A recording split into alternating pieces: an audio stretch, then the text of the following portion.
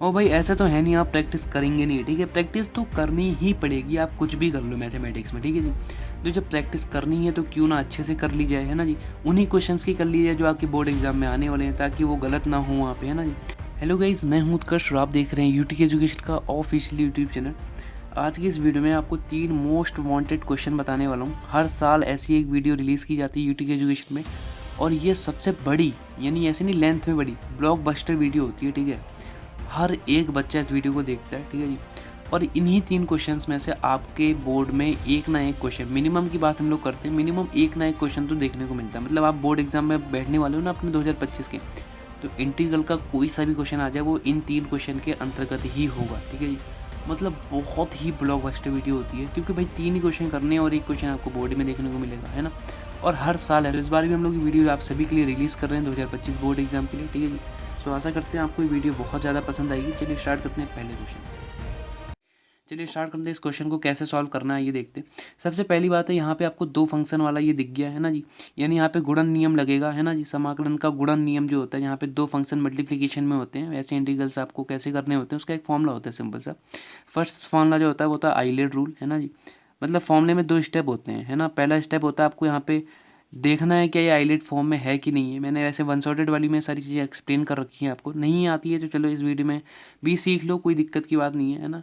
लेकिन ये सारी चीज़ें कर लो, है ना जी। मतलब इसी सीक्वेंस में आपका क्वेश्चन होना चाहिए। जैसे कि यहाँ पे पहले एक्स लगाया ना, एक्स क्या होता है, एल्जेब्रिक फंक्शन होता है ये, है ना। इसको ए से डिनोट करते हैं। और साइन एक्स क्या है ये, या साइन 3x क्या है ये, ट्रिग्नोमेट्री फंक्शन है।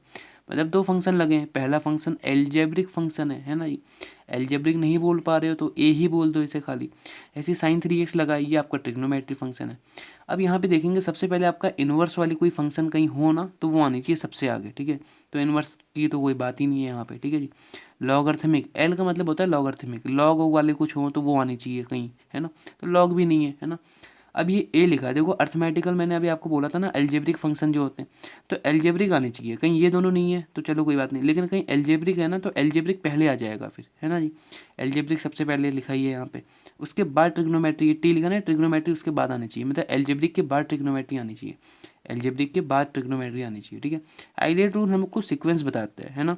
देखो मैं क्वेश्चन करा रहा हूँ तो आपको डीपली लेके जाऊंगा कि क्वेश्चन की थीम क्या है और क्वेश्चन में कौन सा कॉन्सेप्ट लग रहा है, ठीक है। ताकि आपके कॉन्सेप्ट भी क्लियर हो जाए, है ना जी। एक क्वेश्चन सीख रहे हो, साथ में इसके 2 3 5 6 और क्वेश्चन सीख जाओगे इसके साथ के, तो कोई दिक्कत की बात तो है नहीं, है ना जी। फर्स्ट काम भाई, हर एक क्वेश्चन में आपको आई मान के चलना है, ठीक है जी। तो इसको भी मैंने आई मान लिया, तो आपको यहाँ पे एक रूल लगा दिया आपने कि ये आइलेट रूल में है, तो यहाँ पे एक आपको फॉर्मूला भी आपको पता होना चाहिए। इंटीग्रेशन ऑफ यू वी का जो फॉर्मूला होता है ना, डी वी के में कर दो या फिर आप एक्स के रिस्पेक्ट में कर दो, है ना जी। कोई दिक्कत की बात नहीं है। इसमें आप पहले वाले को छोड़ देते हो, दूसरे वाले का कर देते हो इंटीग्रेशन, है ना जी। उसके बाद एक्स के रिस्पेक्ट में फिर माइनस का एक साइन लगाते हो, फिर इंटीग्रेशन का एक साइन लगाते हो, फिर ऐसे ब्रैकेट बनाते हो, फिर डी अपॉन डी एक्स लिखते हो। जिसको बाहर छोड़ा था सर उसका अंदर हम लोग डी अपॉन डी एक्स करते हैं, फिर एक इनटू लगाते हैं, फिर यहाँ पे इंटीग्रेशन जिसका बाहर किया था उसका अंदर भी करते हैं एक्स के रिस्पेक्ट में, और टोटल जो भी आंसर आता है उसका फिर से हम लोग इंटीग्रेशन कर देते हैं एक्स के रिस्पेक्ट में। तो ये फॉर्मूला होता है, यही फॉर्मूला यहाँ पे लगेगा। इसको अब मैं कहता हूँ ना, आप सोचोगे सर ये कैसे बड़े बड़े फॉर्मूले हम कैसे याद करें। भाई देखो, बूंद बूंद से कुआं भरता है, मैं हर बार हर एक वीडियो में कहता हूँ। एक आज याद कर लोगे, कम से कम एक तो याद हो गया ये, है ना। और इस पर पूरी एक एक्सरसाइज है इसी फॉर्मूले पे। तो 7.6 है शायद, है ना। अब तो खैर चेंज हो गया है ना। तो मतलब इस पे आपकी पूरी एक एक्सरसाइज है, तो ये फॉर्मूला याद होना चाहिए, है ना जी। अब यही फॉर्मूला यहाँ पे मैं लगाऊंगा। जैसे यहाँ पे u पहले लिखा है तो यहाँ पे x पहले लिखा है, ये पहला फंक्शन है आपका, और sin 3x दूसरा फंक्शन है v, है ना। तो पहले u को छोड़ा, इसका मतलब मैं x को छोड़ दूंगा, फिर इंटीग्रेशन लगा दूंगा यहाँ पे। देखो v यानी सेकंड वाले फंक्शन को, सेकंड क्या है, sin 3x। तो ऐसे यहाँ पे आपको करना है। अब मैं डायरेक्ट लगाता हूँ dx, फिर एक माइनस का साइन आता है, इंटीग्रेशन, है ना।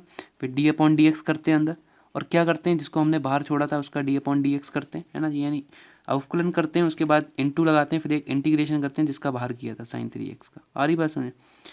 अब ये क्वेश्चन आपका आएगा, है ना जी, तो 4 मार्क्स में ही आएगा, है ना। समझ जाओ बात को। तो करना कितना आसान है, देखो अब यहाँ पे आपको खोलना है, एक्स तो एक्स ही रहेगा, साइन 3x का क्या होगा, कॉस 3x होगा, बट ये माइनस में आता है। देखो भाई, अब चीज़ें यहीं से या स्टार्ट हो जाएंगी। आपको कहीं चीज़ें बिल्कुल नहीं आती ना, तो आपके लिए दिक्कत है। देखो साइन 3x का कहीं, या साइन एक्स का इंटीग्रेशन कहीं मैं करता हूँ तो वो आपको minus of cos x plus ही होता है, ठीक है जी। तो यहाँ पे साइन 3x का कॉस 3x हो जाएगा। जैसे साइन एक्स का कॉस एक्स हो रहा था, वैसे यहाँ पे साइन 3x का कॉस 3x हो जाएगा। लेकिन एक माइनस आएगा तो ये माइनस मैंने यहाँ पे दे दिया बराबर के इक्वल। अपॉन की बात करेंगे, यहाँ पे एक चीज़ और होती है, डी अपॉन डी एक्स नीचे आता है, ठीक है, हमेशा याद करना जो चीज़ यहाँ एंगल में है ना जी, तो यहाँ x है ना, तो dx कट के 1 हो जाता है तो उसको लिखते नहीं है, बट यहाँ एंगल में तो 3x है ना, तो मतलब d/dx तो आएगा ही नीचे, हर बार आता था, यहाँ भी आता था, लेकिन यहाँ शो नहीं कराया, ठीक है। जो एंगल में बचती है, जो चीज़ बच रही है श्रृंखला नियम में, उसका हम लोग यहाँ पे d/dx करते हैं नीचे, ठीक है जी।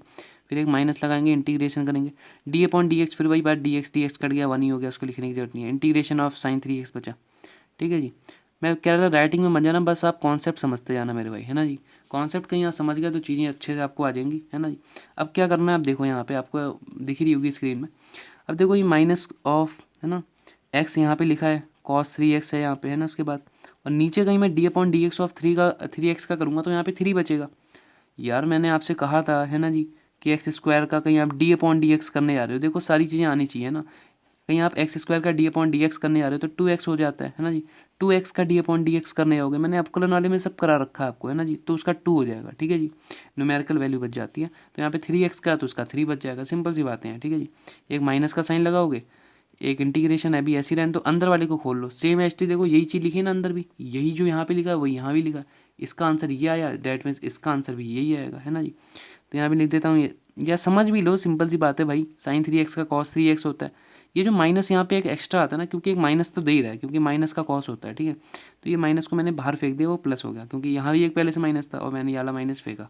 अब ये चीज़ें आपको समझनी भी चाहिए, ठीक है जी, कहीं नहीं आ रही है समझ में तो दिक्कत है, समझिए इसको, है ना जी। अब देखो क्या करेंगे, इतना समझ आ गया ना, 3 कहाँ से आ गया भाई, यहाँ भी तो 3 आया था, वही काम हुआ है ना जी। अब देखो minus of x cos 3x और नीचे भी आपका 3 आ जाएगा, ठीक है जी, और प्लस। अब देखो यहाँ पे आप एक काम कर सकते हो कि 1/3 और इंटीग्रेशन ऑफ cos 3x, ये क्या किया सर, ये थोड़ा समझा दो। देखो ये क्या लिखा है, बाई 3 लिखा है ना, नीचे लिखा है ना ये, तो ये 1/3 है, तो 1/3 को मैंने बाहर फेंक दिया और वही चीज़ रही टोटल, ठीक है जी। थोड़ा तो करना पड़ेगा भाई, देखो 4 नंबर का क्वेश्चन आता है या फिर मीडियम लॉग में आता है तो करना पड़ता है। x cos 3x आ गया इधर आपका, नीचे 3 आ गया प्लस 1/3। अब देखो कॉस का क्या होता है, कॉस का साइन होता है ना, अब कि ये प्लस देगा, sin 3x हो जाएगा ना इसका। देखो यहाँ पे बता दे रहा हूँ, इंटीग्रेशन कहीं मैं इधर बता देता हूँ, चलो इंटीग्रेशन ऑफ cos x क्या होता है मेरे भाई, इंटीग्रेशन ऑफ cos x आपका होता है sin x प्लस c, ठीक है जी, और ये होता है प्लस का, ये माइनस का नहीं होता है, ठीक है। तो यहाँ माइनस का कोई खेल नहीं है, मैंने डायरेक्ट कर दिया। फिर वही काम, जो चीज़ यहाँ एंगल में बच रही है उसका नीचे करोगे तो d/dx ऑफ 3x का 3 हो जाएगा, है ना। अब देखो यहाँ क्या बचा आपका मेन, एक प्लस सी लगा देना जब टोटल इंटीग्रेशन हट जाए तो, ठीक है जी। Minus x cos 3x upon 3 और प्लस यहाँ पे आप कह सकते हैं sin 3x अपॉन 9, ठीक है जी, और प्लस सी। इतना भी कर गया होगा ना, किसी की मजाल नहीं है कि आपका एक भी नंबर काट दे, ठीक है जी। तो ये आपका आंसर आ गया इसका। देखो ये इतना 1 पेज का क्वेश्चन है, लेकिन यहाँ पे भाई देखो अच्छे से करोगे इसे ना तो ये 2 पेज में जाएगा, ये फॉर्मूला लिखोगे, है ना जी, बढ़िया ढंग से करोगे कि फिर ये बीच बीच में फॉर्मूले यूज हो रहे हैं उनको डिब्बे में करके, तो 2 पेज में जाएगा क्वेश्चन, है ना। तो अच्छे से करना, मैंने आपको कॉन्सेप्ट के साथ चीज़ें सिखा दी है ना जी। अब दूसरा क्वेश्चन देखते हैं, बट उससे पहले एक बात मैं आपको बता दूं कि ये भाई देखो इंटीग्रेशन आप यहाँ कर रहे हो, समाकलन कर रहे हो, ठीक है जी। हिंदी इंग्लिश का तो कोई यहाँ पे वही नहीं होता है खेल, है ना जी, क्या कर रहे हैं सर, इंग्लिश में बता दो, हिंदी में बता दो, है ना। तो इसमें कोई हिंदी इंग्लिश का खेल नहीं है, तो आप चाहे हिंदी मीडियम से हो चाहे इंग्लिश मीडियम से इस वीडियो को देख सकते हैं, है ना जी। साथ ही में एक जानकारी आपको मैं और भी देना चाहूँगा, है ना जी। ये तो मैंने 3 क्वेश्चन आपको बताए मोस्ट इंपॉर्टेंट, एक क्वेश्चन तो कन्फर्म है देखने को मिलना ही है, बट कहीं आपको भाई देखो प्रैक्टिस होती है ना एक बच्चे की, कि सर प्रैक्टिस हो जाए हमारी अच्छे से, है ना जी। तो उस प्रैक्टिस के लिए ही हमने आप सभी के लिए शौर्य PDF को लॉन्च कर रखा है, ठीक है जी। इसमें आपको ऐसे ही इंपॉर्टेंट क्वेश्चंस जो कि 2025 में इंपॉर्टेंट हो सकते हैं आपके बोर्ड के लिए, ठीक है जी। आपका कोई सा भी बोर्ड हो, यूपी बोर्ड हो, क्योंकि हमने 10 अलग अलग डिफरेंट PDFs बनाई है 10 अलग अलग बोर्ड्स के लिए, ठीक है जी। तो आप उसको ले सकते हैं और अपनी एक एक्सरसाइज के रूप में, है ना जी, उसको कर सकते हैं, ताकि जब भी आप बोर्ड एग्जाम में बैठने जाओ तो आपके लिए कोई गलती ना हो, कोई दिक्कत ना हो, है ना। क्योंकि जब बोर्ड एग्जाम में बच्चा बैठता है तो थोड़ा बहुत डरता जरूर है। और भाई ऐसा तो है नहीं आप प्रैक्टिस करेंगे नहीं, ठीक है, प्रैक्टिस तो करनी ही पड़ेगी, आप कुछ भी कर लो मैथमेटिक्स में, ठीक है जी। तो जब प्रैक्टिस करनी है तो क्यों ना अच्छे से कर ली जाए, है ना जी। उन्हीं क्वेश्चंस की कर ली जाए जो आपके बोर्ड एग्जाम में आने वाले हैं, ताकि वो गलत ना हो वहाँ पे, है ना जी। तो एक चैप्टर के खाली आपको यहाँ पे 10 क्वेश्चंस मिल रहे हैं, उनको कर लोगे तो आपको सारे ही क्वेश्चन, एटलीस्ट सारे ही क्वेश्चन आपको वहाँ पे आपके बोर्ड एग्जाम में देखने को मिल रहे हैं। और हर साल ऐसा होता है ना, 3-4 साल से लगातार ऐसा हो रहा है, ठीक है। शौर्य PDF का आप रिजल्ट देखिए प्रीवियस ईयर का या उससे भी पहले ईयर का, है ना जी। चीज़ें आपको पता चलेंगी क्या चीज़ें हो रही हैं, ठीक है जी। मैं यहाँ पे एक नंबर भी डाल दे रहा हूँ, आप बाय कर सकते हैं इसे, ठीक है जी। आप व्हाट्सएप मैसेज कर दीजिए, आपको वैसे सारी इन्फॉर्मेशन मिल जाएगी। एक मैंने वीडियो भी इस पर डेडिकेटेड बना रखी है कि क्या है सौर या PDF, क्या चीज़ें आपको वहाँ मिलने वाली है, ठीक है जी। उसकी लिंक भी मैं कमेंट में भी डाल दूंगा और डिस्क्रिप्शन बॉक्स पे भी डाल दूंगा, आप ज़रूर देख लीजिएगा, ठीक है जी। आपके फ़ायदे की ही बात होने वाली है। अब देखो ये सेकंड क्वेश्चन है आप सभी के लिए, ठीक है जी। ये बहुत इंपॉर्टेंट है 2025 बोर्ड एग्जाम के लिए, ठीक है जी। आइए देखते हैं कैसे करना है इस क्वेश्चन को, आराम से देखेंगे, कोई दिक्कत की बात नहीं है, ठीक है। सबसे पहला काम यहाँ पे आपको ये करना है, इसको आई मानना है, जो मैंने अभी तक कहा था आपसे करते जाना है, ठीक है। आई मान लिया सर। अब जब आपने इसे आई मान लिया है तो यहाँ पे आप एक काम करेंगे कि cos x से गुणा करेंगे, ऊपर भी और नीचे भी। तो यहाँ पे जब नीचे भी करेंगे तो यहाँ पे भाई नीचे भी आ जाएगी, देखो 1 + 10x में, है ना जी।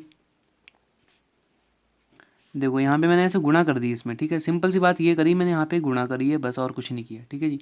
जब मैंने यहाँ आ गई ना बात समझ में, ऊपर भी cos x नीचे भी cos x, cos से cos कट ही जाएगा, क्वेश्चन वही है, कोई यहाँ पे असर नहीं पड़ा क्वेश्चन में, ठीक है जी। तो जब इतना काम आपके पास हो जाएगा यहाँ पे, भाई ये बात आपको समझ में आ गई होगी कि यहाँ पे cos x से गुणा कर दिया, ठीक है जी। अब क्या करना है, यहाँ पे 10x को आप खोल भी तो सकते हो, 10x को क्या कहते हैं, साइन बाई कॉस। देखो जो भी ट्रिग्नोमेट्री वाले इंटीग्रेशन में क्वेश्चन होते हैं ना, उसमें मैं तो ये कहूँगा 60% से 70% से भी ज़्यादा काम होता है कि आपको ट्रिग्नोमेट्री आइडेंटिटी ही याद होनी चाहिए, है ना जी। मतलब उनकी प्रॉपर्टीज़ याद होनी चाहिए कि कैसे खुलती हैं चीज़ें, ठीक है जी। जैसे कि 10x है तो मैं 10x को क्या कह सकता हूँ, साइन बाई कॉस कह सकता हूँ। तो पूरी चीज़ें भी लिखूंगा यहाँ पे मैं, है ना जी, cos x अपॉन नीचे भी cos x, लेकिन यहाँ पे क्या कहूँगा 1 + sin x by cos x, ठीक है जी। ये चीज़ मैंने यहाँ पे कर दी, ये बात समझ में आ गई। मैंने 10x को sin बाई cos कह दिया, ठीक है जी। और पूरी चीज़ वही है, आपकी इंटीग्रेशन, ये सारी चीज़ें वही चलनी है। अभी खेल हम खाली यहाँ पे ट्रिग्नोमेट्री का कर रहे हैं थोड़ा बहुत, ठीक है जी। बस ये भी 4 नंबर का क्वेश्चन है आपका, देखो कैसे करना है इसे। अब इंटीग्रेशन लगाई दिया हमने यहाँ पे, अब cos x ऊपर है, अब मैं क्या करूँगा, ये जो cos x है ना, इसके अंदर गुणा करा दूंगा ब्रैकेट में, ठीक है जी। तो 1 से होगी पहले, तो 1 से होगी ना तो cos x ही आएगा, फिर ये प्लस का साइन लगाऊंगा। फिर यहाँ पे जब इससे गुणा होगी तो यहाँ पे ध्यान दो आप, क्या होगा कि इससे ये वाला cos और ये वाला cos कट जाएगा, आपका खाली sin x बचेगा। आगे बात समझे, यहाँ पे क्या हुआ आप समझ लीजिए, क्योंकि भाई देखो चीज़ें छोटी छोटी चीज़ें होती हैं, समझ नहीं आती बच्चों को, समझ लो पहले आप आराम से, कोई दिक्कत नहीं है। कॉस की मन से हुई तो समझ में आ गया। यहाँ पे जब ये आया ना कॉस, तो कॉस ऊपर ही तो आता, नीचे वाला कॉस ने ऊपर वाले कॉस को काट दिया, ठीक है, खाली साइन एक्स बचा। अब देखो आगे क्या हुआ, आगे बहुत सिंपल सी बात इन्होंने ये कही कि हम एक काम ये कर सकते हैं कि इसे हम 2 हम यहाँ भी दे दें और बाहर भी दे दें। जैसे कि मैं कहता हूँ कि मैं मान लो हाफ बाहर दे रहा हूँ और 2 cos x ऊपर कर रहा हूँ, तो कोई असर नहीं पड़ा इक्वेशन में, आप ध्यान दो तो, है ना। या इस एक्सपेंशन में कोई असर नहीं पड़ा, यहाँ पे आप देख सकते हैं, क्योंकि ये जो 2 है ये भी मैं भाई देखो इंटीग्रेशन से बाहर फेंक सकता हूँ, कॉन्स्टेंट है तो 2 से 2 कट ही जाएगा, कोई मतलब असर नहीं पड़ा यहाँ पे। तो काम क्या किया, यहाँ पे 2 से गुणा करिए, ठीक है जी। अब 2 cos x है तो एक काम और कर सकते हैं कि sir cos x plus cos x कह सकता हूँ 2 cos x को। देखो मैं बिल्कुल तोड़ तोड़ के बता रहा हूँ क्वेश्चन को, है ना जी। अब एक काम और करना है यहाँ पे, है ना जी, बहुत सिंपल सा काम है, ये कर ही लेना, ठीक है जी। कि यहाँ पे आप साइन एक्स को भी ऐड कर दो और माइनस भी कर दो साइन एक्स को। देखो कोई अंतर नहीं पड़ा, पहली बात तो ये 2 cos x था तो मैंने इसे cos x कर दिया, इन दोनों को ऐड करोगे तो 2 ही cos x आएगा। ये क्या किया सर, फिर ये क्यों किया, इनका सबका यूज़ होता है मेरे भाई, है ना जी। अब देखो करा क्या यहाँ पे, ये साइन एक्स प्लस का, ये माइनस का, आके ये जीरो ही हो जाएगा, तो इसको मैंने लगाना ना लगाना भाई, जीरो ऐड कर दो एक में, रहना तो एक ही है ना जी। मतलब मैं एक कह दूं या फिर कह दूं कि 1 + 0, बात तो वही है, मतलब जीरो मैंने यहाँ पे ऐसे ही कर दिया बस, है ना। अपॉन करके नीचे जो चीज़ है वो आपकी, देखो अभी फ़ायदा क्या होगा मैं बताता हूँ आपको, ठीक है। फ़ायदा आपका ये होगा यहाँ पे मेरे भाई, इंटीग्रेशन 1/2 तो बाहर है ही है, आई, है ना। अब समझो यहाँ पे dx भी है, ठीक है। अब देखो यहाँ पे ये जो cos x है और ये पे जो प्लस का साइन x है, ध्यान देना, ये दोनों मिलके क्या होगा, कहीं मैं इसको एक सही ढंग से लिखना चाहूँ तो cos x plus sine x लिख सकता हूँ इनको एक साथ, मतलब इस वाले को एक साथ लिख दिया, और प्लस cos x ये माइनस साइन x को एक साथ लिख सकता हूँ। मतलब इनको अरेंजमेंट आगे पीछे कर दिया, क्योंकि भाई देखो 2 + 1 + 3 कह दो या 3 + 1 + 2 कह दो, है ना, बात वही होनी है। आना तो आपका भाई 6 ही है, इसका आंसर 6 आएगा, इसका भी 6 आएगा, मतलब आगे पीछे कर सकते हैं, वही काम यहाँ भी किया है मैंने। ये खाली ट्रिग्नोमेट्री का है तो बच्चे कन्फ्यूज़ हो जाते हैं थोड़ा बहुत। और नीचे आपका cos x करा क्यों है मेरे भाई, ये तो बता दो सर एक बार, क्यों करा है आपने ऐसा। इसीलिए किया मेरे भाई, क्योंकि ये जो नीचे वाली चीज़ है ना, अभी कहीं मैं प्लस के इधर साइड वाले को दूंगा ना तो 1 हो जाएगी, बस इसको बनाने के लिए मेरे को इतना सब टिटिम्मा यहाँ पे करना पड़ा है, ठीक है जी। अब देखो क्या होगा जब मैंने इतना कर दिया ना, अब ये जो चीज़ है ये मैं इसको भी दूंगा और प्लस लगा के, देखो जैसे कि मैं कह रहा हूँ cos x plus sine x, ठीक है जी। मैंने इसको भी दी upon cos x plus sine x। अभी बताता हूँ, एक साथ रखो, लिख लें तो प्लस प्लस या प्लस लगा दिया, उसके बाद cos x minus sine x upon cos x plus sine x, ठीक है जी। इंटीग्रेशन इंटीग्रेशन मैंने बांट दिया है, या इंटीग्रेशन रहने दो, अभी आप कंफ्यूज हो जाओगे, एक ही रहने दो, चलो ऐसा कर दिया मैंने, ठीक है जी। 1/2 बाहर चल रहा है, आइए ऐसे कंफ्यूज नहीं होना, चाहे मेरे को 6-7 स्टेप ज़्यादा करने पड़ जाएं, बट आपको कंफ्यूज नहीं होना। यहाँ पे किया सर, ये जो चीज़ है ना नीचे वाली, ये मैंने इसको भी दी, इतनी पूरे को, देखो ये इतना ही पूरा लिखा है, ये चीज़ इसको भी दे दी, ये प्लस का साइन लगाया यहाँ पे, इसको भी दी, cos x minus sine x, cos x minus sine x को ये चीज़ दी, है ना। मतलब हम यहाँ पे ऐसे बांट सकते हैं, दोनों में स्प्लिट कर सकते हैं इसे, ठीक है जी, मतलब तोड़ सकते हैं भाई, थोड़ी इंग्लिश मेरी ऐसी ही है ना जी। देखो आई बराबर क्या होगा, हाफ टाइम्स, अब ये देखो ये सेम सेम है, कट ही जाएगा, ये तो 1 बचेगा, यानी इंटीग्रेशन ऑफ 1 प्लस ये चीज़ आपकी चलो ऐसी रहेगी, cos x minus sine x, है ना जी। इसको तो अभी मैं कुछ नहीं कह सकता हूँ क्या होगा, लेकिन अभी बताता हूँ इसको भी कैसे करना है, लेकिन अभी इसको इतना ही छोड़ते हैं, ठीक है जी, dx। अब देखो यहाँ पे आप बांट दो चाहो तो इंटीग्रेशन, ठीक है, जैसे कि हाफ ऑफ इंटीग्रेशन आप 1 को भी दे दो dx में, और प्लस करके हाफ ऑफ इंटीग्रेशन यहाँ पे आप cos x minus sine x को भी दे सकते हैं, ठीक है जी। मैं बताता हूँ क्या हुआ यहाँ पे, ये आपका आई बराबर है, ठीक है। अब समझो यहाँ पे हुआ क्या, ये मैंने हाफ तो है ही है, ठीक है, हाफ इंटीग्रेशन 1 को भी दिया, ठीक है जी, dx भी यहाँ पे आ गया, है ना जी, प्लस का साइन लगा के हाफ ऑफ इंटीग्रेशन इस पूरे को भी दिया, है ना जी। अब मैंने कहा भाई यहाँ 3 लिखा है और यहाँ पे 1 + 2 लिखा है, तो इसका आंसर क्या आएगा, ये 3 ही हो जाएगा, 3 3 9 आएगा, लेकिन मैं कह रहा हूँ नहीं गुणा करा हुआ अंदर, तो 3 + 3 दूनी 6, अभी भी तो 9 ही आ रहा है ना जी, मतलब मैंने गुणा करा दिया अंदर, वही चीज़ है, ये इंटीग्रेशन हो, इसके अंदर हमने ये ब्रैकेट लगे हैं, ये ब्रैकेट लगे हैं, ये आपका हाफ और इंटीग्रेशन है, हाफ और इंटीग्रेशन में गुणा करा दी, सेम टू सेम, आगे बात समझ में। अब यहाँ पे आप एक काम लास्ट में ये कर लो भाई, देखो बड़ा तो क्वेश्चन होगा, ठीक है, 1 का क्या होता है, x होता है, ठीक है, तो हाफ ऑफ x यहाँ पे आपका आ जाएगा, प्लस इस चीज़ को आप ना हाफ ऑफ I1 मान लो, ठीक है जी। अब ये I1 को आपको सॉल्व और करना है, आपका आंसर आ जाएगा, ठीक है, इसे आप इक्वेशन नंबर 1 मान सकते हैं। अब देखो I1 को कैसे सॉल्व करना है, वही मेन चीज़ है इस क्वेश्चन की, ठीक है जी, बहुत छोटी सी चीज़ है, इधर ही समझा देता हूँ, छोटे में हो जाएगा, क्वेश्चन खत्म है, बस देखो थोड़ा सा और है बस।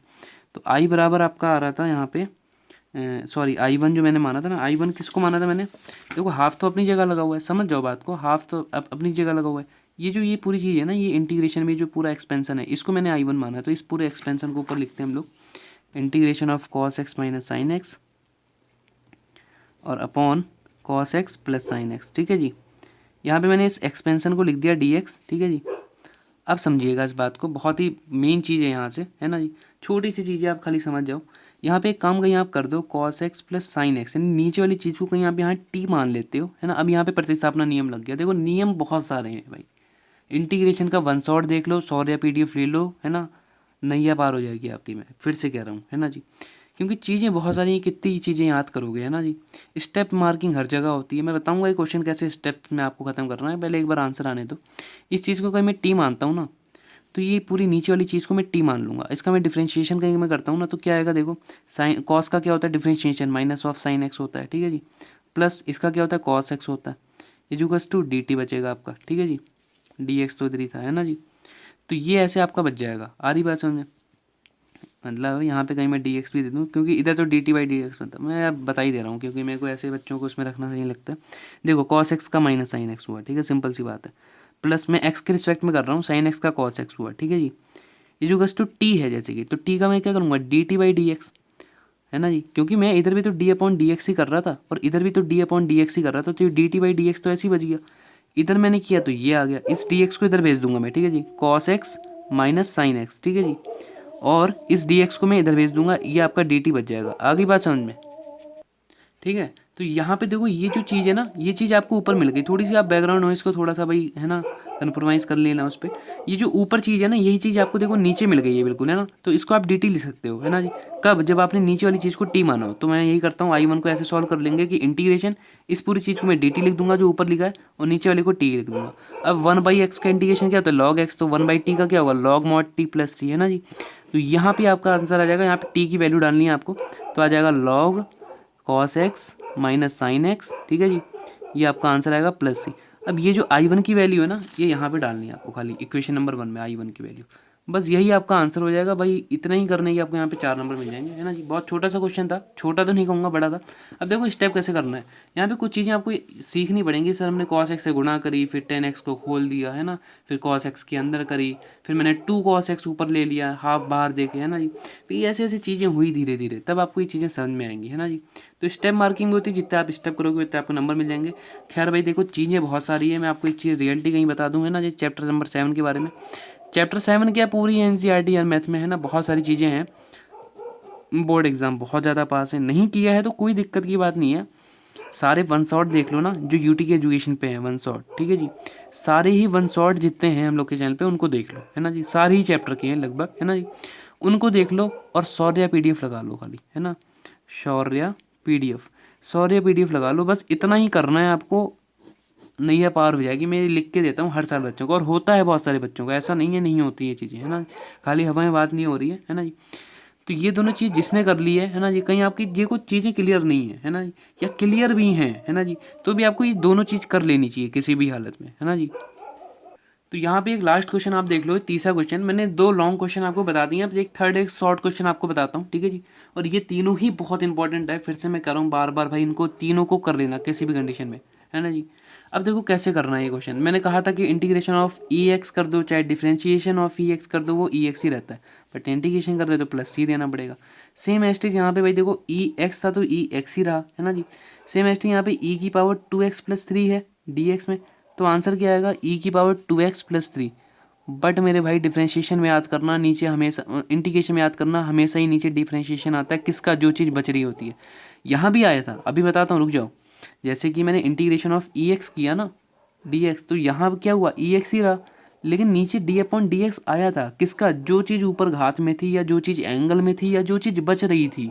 ट्रिग्नोमेट्री फंक्शन में एंगल में होती है, एक्सपोनेंशियल में पावर में होती है, तो जो चीज़ ऊपर है वो नीचे भी आएगी, है ना जी, d/dx के साथ। तो ये dx कट जाता है, खाली EX बचता है, तो यहाँ पे आपको खाली EX दिखाते हैं, है ना जी।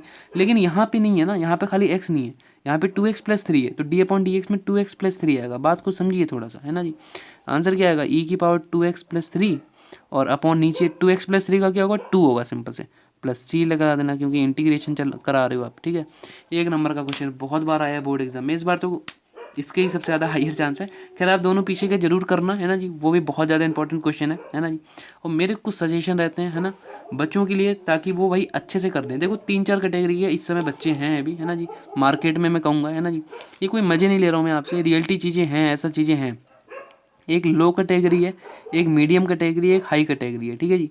तो ये लो मीडियम हाई, है ना, आप किसी से भी बिलोंग कर रहे हो, ठीक है जी। आपने कुछ नहीं पढ़ा, आपने पढ़ तो लिया, रिवीजन नहीं किया, है ना जी, आपने सब कुछ कर रखा है ना जी। ये तीनों ही कैटेगरी में आप किसी भी कैटेगरी से बिलोंग कर रहे हो, है ना जी। 2 चीज़ जो मैंने आपको बताई ना, वन शॉट, है ना, वन शॉट को चलो छोड़ दी दो यार, वन शॉट कोई, है ना, अब नहीं कोई फ़ायदा करेगी, बिकॉज चीज़ें देखो 30-30 मिनट की वीडियो है ना, आप चाहो तो कर सकते हो, है ना। 2-3 हफ्ते लगेंगे, आपकी पूरी NCERT कवर हो जाएगी प्लेलिस्ट से, है ना। इसकी लिंक भी मैं डाल दूंगा। लेकिन कहीं आपने सारी चीज़ें कर ली हैं, आप मीडियम में आ रहे हो, आपने सारी चीज़ें कर ली, आप हाई में आ रहे हो, आपने सारी चीज़ें कर ली हैं, तब भी मेरे भाई शौर्य PDF is most important for the और बोर्ड एग्जाम 2025, ठीक है जी। मैं ऐसे हवा में बात नहीं कर रहा हूँ, ठीक है। आप यहाँ पे कुछ प्रूफ भी दे सकते हो आपके स्क्रीन पे। बच्चों के इतने मैसेज आते हैं जब पेपर हो जाते हैं। अभी पिछली बार की आपको मैं बात बताता हूँ, यूपी बोर्ड का एग्ज़ाम हुआ, क्वेश्चन ऐसे अटके, है ना जी। बच्चे कह रहे हैं आके, सर कहाँ से बनाई थी आपने, पेपर पहले ही मिल गया था यूपी बोर्ड का, फिर बिहार में इतनी प्रचलित हो गई, है ना जी। तो वहाँ पे जब चीज़ें देखने को मिली लोगों को दोबारा से, तब उनको पता चला हाँ जी कुछ तो बातें हैं, है ना जी। तो ऐसे नहीं होती यार। मैं आपको एक चीज़ और दिखाना चाहूँगा, है ना जी। हम लोग बहुत सारी चीज़ें आप सभी के लिए रेडी करते हैं। यहाँ पे देखो आप कितने सारे पेपर्स पढ़े हैं ना जी, बहुत ही कई नहीं है यार, मेन भी है ना जी। मैथमेटिक्स के हो गए, है ना जी। देखो कितने सारे पेपर्स हम लोग के पास पड़े रहते हैं ना। चीज़ें जब होती हैं तो हम लोग निकाल के आप सभी के लिए बनाते हैं, है ना जी। अभी शौर्य PDF जून से बन रही थी, अभी बन के तैयार हुई है, तो आप समझ सकते हैं उसमें कितने ज़्यादा एफर्ट्स लगे हैं ना जी। ऐसी वैसी PDF नहीं है मेरे भाई, है ना जी। उनको आपको लेना चाहिए और उससे क्वेश्चंस को प्रैक्टिस करना चाहिए। प्रैक्टिस तो मांगती है, mathematics is the practice subject, मैं हर बार कहता हूँ, है ना जी। बट कहीं आप प्रैक्टिस नहीं कर रहे हो, खाली आपने कॉन्सेप्ट क्लियर कर रखा है, वो धरा का धरा रह जाएगा, उसका कोई फ़ायदा नहीं है। कहीं आप प्रैक्टिस नहीं कर रहे हैं तो so practice is the most important. But practice करनी है तो कोई ना ऐसे क्वेश्चंस मिल जाएं जो कि आपके लिए बोर्ड एग्जाम के लिए बहुत इंपॉर्टेंट हो, जो कि आने के लिए बहुत ज़्यादा, मतलब उनकी जो प्रोबेबिलिटी हो बहुत ज़्यादा हाई हो, तो क्या भाई उसमें कोई बेकार बात नहीं होगी, है ना जी। तो तो सौर्या PDF जरूर बाय कीजिए। इसकी पूरी आपको जानकारी चाहिए तो मैं डिस्क्रिप्शन बॉक्स पे इसकी लिंक भी दूंगा, है ना जी, और नंबर भी आपको स्क्रीन पे दिख रहा होगा, आप यहाँ से बाय कर सकते हैं मैसेज करके डायरेक्टली, है ना जी। तो आज के लिए बस इतना ही करते हैं, मिलते हैं किसी नेक्स्ट वीडियो में आपसे मिलते हैं, है ना जी। धन्यवाद। Thanks for see the video from UT education official YouTube channel.